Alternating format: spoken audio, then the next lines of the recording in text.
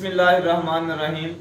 तो हर पढ़े लिखे फार्मर को जो है वो इस काबिल होना चाहिए कि वो किसी भी जानवर को जो है वो देखकर ये बता सके कि इस जानवर की रिक्वायरमेंट्स क्या हैं, उसको कितनी एनर्जी चाहिए, उसको कितना वंडा चाहिए और उस वनडे की सीपी परसेंटेज क्या होनी चाहिए, उसको कितना साइलेज चाहिए, कितनी तूड़ी चाहिए।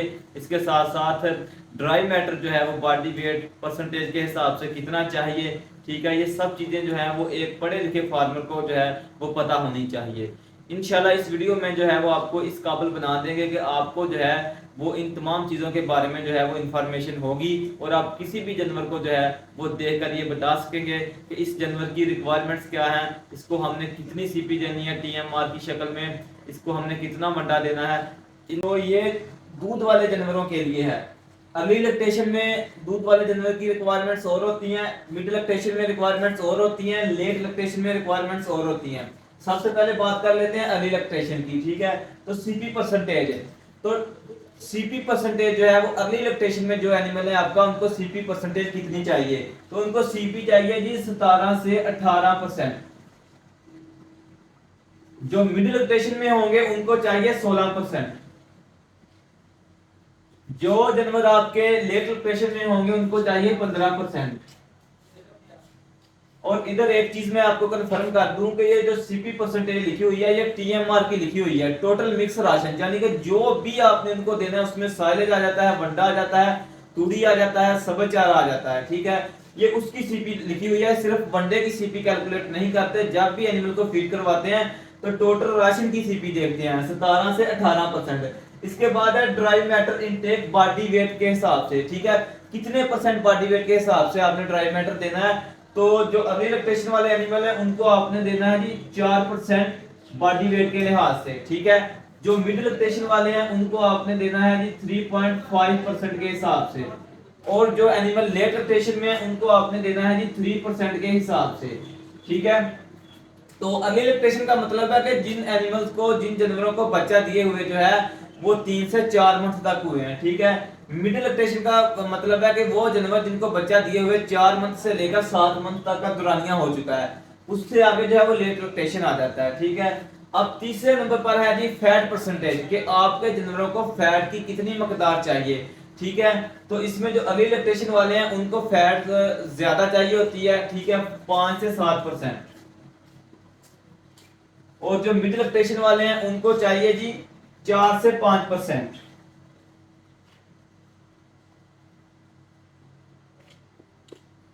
और जो लेट लैक्टेशन वाले एनिमल है उनको चाहिए 4%।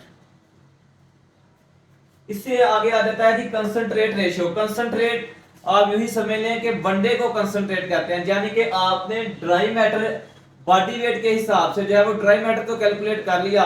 फर्ज करें कि आपने ड्राई मैटर जो कैलकुलेट किया है वो बनता है जी किसी भी जानवर का 21%। अब आप जो है वो क्या उसे अकेली तूड़ी देकर 21% ड्राई मैटर पूरी करेंगे, या फिर आप अकेला वंडा देके ड्राई मैटर पूरा करेंगे? तो ऐसी बात नहीं है। ठीक है, आपने क्या करना है, कंसंट्रेट की रेशियो जो है वो फिक्स है। जो एनिमल अर्ली लैक्टेशन में है आपने उनको जो है वो 55 से जो है वो 60% जो है वो कंसंट्रेट देना है। 55 से 60% जो है वो रेशियो आपने कंसंट्रेट की रखनी है उनके ड्राई मैटर के अंदर। ठीक है, जो मिड लैक्टेशन में है उनको आपने देना है जी 45%।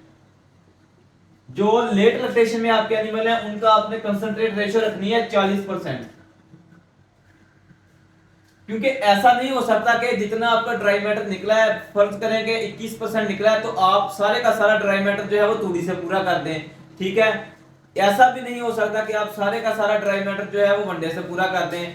ठीक है, क्योंकि अगर आप सारे का सारा वंडा देंगे तो एसिडोसिस के केसेस आ जाएंगे। ठीक है, तेजाबियत के। आगे आ जाता है जी एनडीएफ। एनडीएफ होता है न्यूट्रल डिटर्जेंट फाइबर। ठीक है, एडीएफ के ये अपोजिट होता है। ठीक है, एडीएफ होता है एसिड डिटर्जेंट फाइबर। ठीक है, तो आपके राशन के अंदर जो है वो एनडीएफ की जो मकदार होती है वो एडीएफ से ज्यादा होनी चाहिए, ताकि एसिडोसिस के केसेस ना आ सके, आपका एनिमल जो है वो तेजाबियत में ना जा सके, उसके र्यूमन की पीएच ना गिर सके। ठीक है, तो जो अर्ली लैक्टेशन वाले जानवर हैं उनमें एनडीएफ का लेवल होना चाहिए 28 से 32%।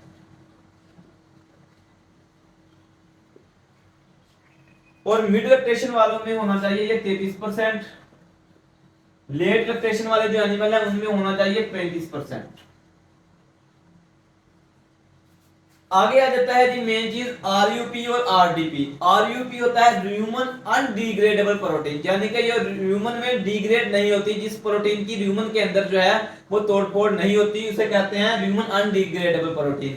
और जिस प्रोटीन की ह्यूमन के अंदर जो है वो डिग्रेडेबल हो जाए, तोड़फोड़ हो जाए, उसे कहते हैं हम ह्यूमन डिग्रेडेबल प्रोटीन। ठीक है, एक तो इसमें आरयूपी जो है वो उसका लेवल होना चाहिए आपके पास 35 से 38%।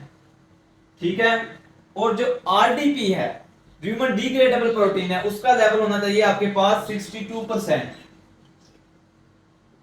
ठीक हो गया, इनमें भी ये इसी हिसाब से इनकी रेशियो होनी चाहिए आरयूपी और आरडीपी की भी।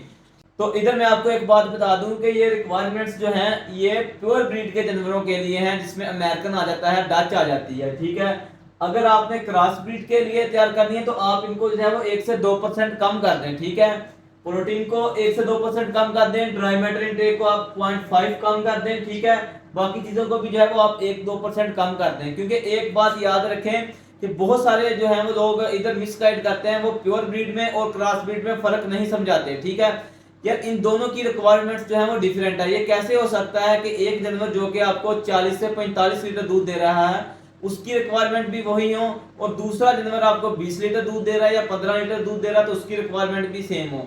तो दोनों की रिक्वायरमेंट्स में जो है वो फर्क होता है। ठीक है, अगर आपके पास क्रॉस ब्रीड के एनिमल है तो उस हिसाब से आपने सीपी परसेंटेज को 1 से 2% कम कर लेना है, ड्राई मैटर इनटेक को 0.5 कम कर लेना है, फैट परसेंटेज को 1% कम कर लेना है, कंसंट्रेट रेशियो को आपने जो है वो 5% कम कर लेना है।